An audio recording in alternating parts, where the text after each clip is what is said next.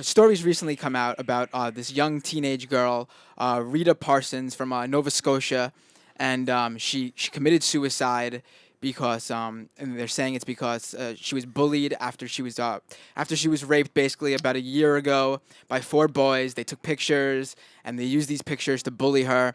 She committed suicide, and now it's there's a big uproar because the school basically did nothing, and the local officials basically did nothing, and Anonymous is getting involved. And I basically just wanted to bring this up because I find it interesting how now that Anonymous is getting involved, again, like the Steubenville case, where this was another story of a rape that was swept under the rug to protect certain individuals or certain institutions, and so now with Anonymous getting involved, though, like they did with Steubenville, things are coming out and it's being talked about in the news, basically. So I Yeah. just wanted to talk about, is this? I mean, these things aren't new. These things that happened. Unfortunately, rapes Yeah. have gone unreported, and like nothing's been done about rapes that have been reported too. For as long as can be. I mean, as long as it's been occurring. I mean, this isn't a new phenomena. But with Anonymous now getting involved, I think we're seeing something where if it's forced into the public sphere, then these officials will do something about it. And I mean, this could only be Right. seen as something positive for these victims who either weren't didn't have a voice to come out and say something, or just weren't around. Unfortunately, in this case of Rehtaeh Parsons, to do something about it now. I just wanted Yeah. your opinions on this. Yeah. Well, while it's kind of, quote, nothing new, even when stories like this come to the forefront, the way that the media deals with it often falls in line with, what we feminists are talking about often, which is rape culture, right? And the way that a lot of these stories are framed. So, within, a culture where the onus is put on women about their kind of about sexual assault, where the assumption is always that, she's kind of guilty until proven innocent because she must have done something to provoke the sexual assault.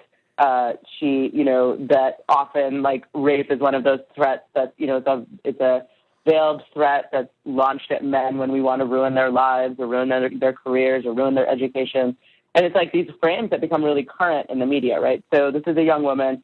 She's sexually assaulted, gang raped by four men. There's pictures of it. The pictures are circulated amongst her peers, and she, goes into bouts of depression and, really questioning herself and not getting the kind of support she needs. And, and then you have, like, the authorities in the school not really doing anything about it. Right? Like, what kind of people, like, what must you believe? Like, what is the crappy belief system that you are bought into to think any part of that is okay, right? And you have to fundamentally believe that women deserve to get raped on a certain level. You have to believe that they had it coming or they did something wrong, or that now that it's happened, they are a tragedy and they're kind of, quote, spoiled goods or something. Like, you have to kind of fundamentally believe that.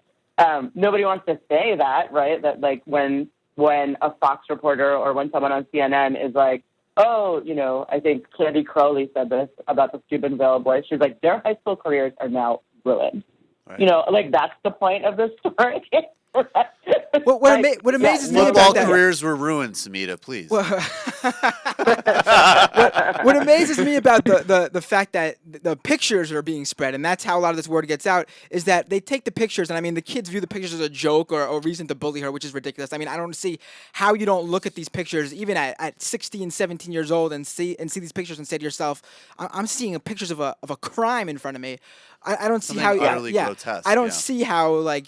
But other than that, but aside from that, the media and these are adults. They see these pictures, and they don't look at it as they look at it almost in the same way as the kids, but not in the sense of let's bully her about it. They look at it as, oh, we need to now talk about the dangers of taking these photos and sharing them, and the dangers of social media. I Right. mean, this is just ridiculous. I mean, are you kidding me? I mean, Yeah. it's Yeah. just. That's the problem. That's the problem that, I mean, but that was similar to Steubenville, right? The problem wasn't, oh, social media's in your life. It was like, oh, these are the dangers of, like, young people drinking. It's like, no, those are the dangers of being near a rapist, actually. That's what the danger is here. not that we have access to Facebook and you can take cell phone pictures of your crime. I know. It's almost like you could see these it was the reaction was so perverse. It was literally like, and just to really kind of clarify for people who might not follow these cases or, as closely or know as much. I mean, the reaction of local officials in Steubenville and from what I understand of Nova Scotia was literally on the level of, we need to do some public education with these kids to let them know that they need to be more careful about how they conduct sexual assaults in the age of social media, not charge them with rape and sexual assault. I mean, it's truly some of the most appalling stuff you could imagine. But just to kind of add that context, please go ahead.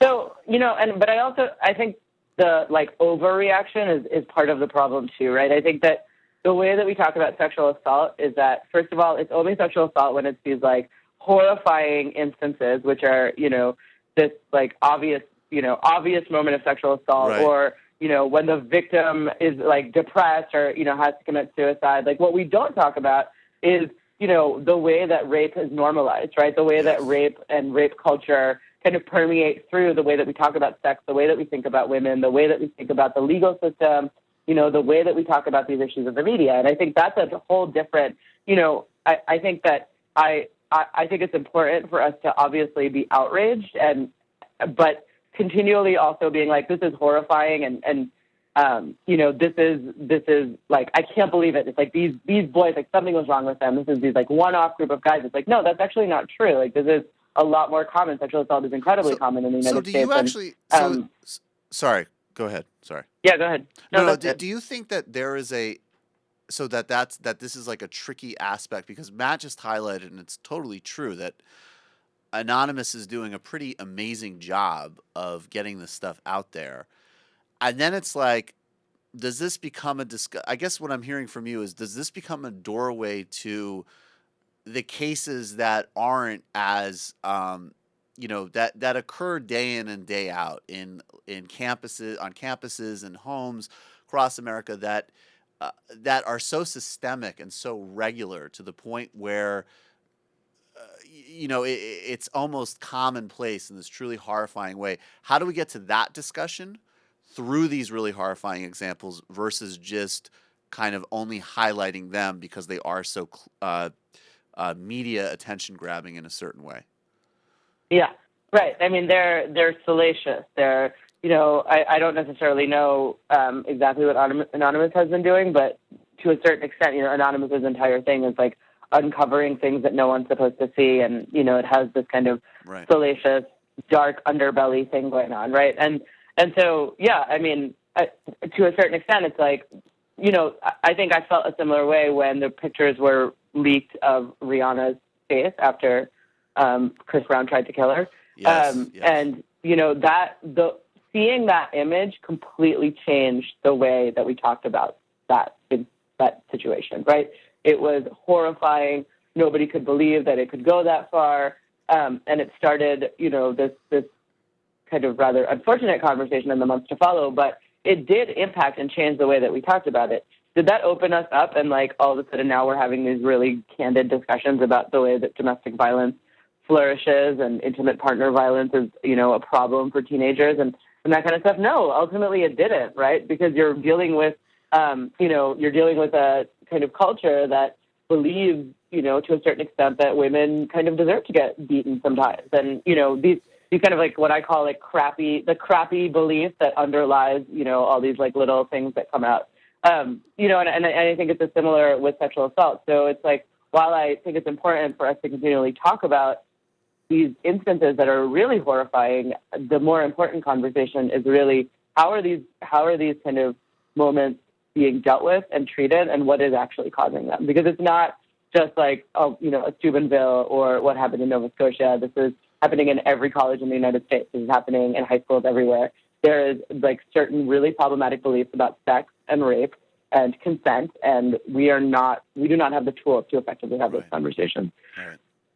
Even when someone does try to have this conversation, like Zerlina, when she went on, I believe. Yeah. Well, yeah. I mean, they Zerlina Maxwell. Yeah. Yeah. They completely. I mean, the online, they completely hit her left and right. I think. I mean, just completely yelling at her because she said something like, we really need to teach our young men in this country not to rape. And what she meant by Yeah. that obviously is, no means no. Women are not, just sex objects for you to. And she was just saying something so simple, but something that needs to be discussed. Like you were saying, discussion about it, and they were just attacking her just for that. I mean, that's just Yeah. Yeah, just for unbelievable. generating a discussion on really undermining the culture of rape, which is what you're highlighting. Samhita, this has been great. Thank you for having me on.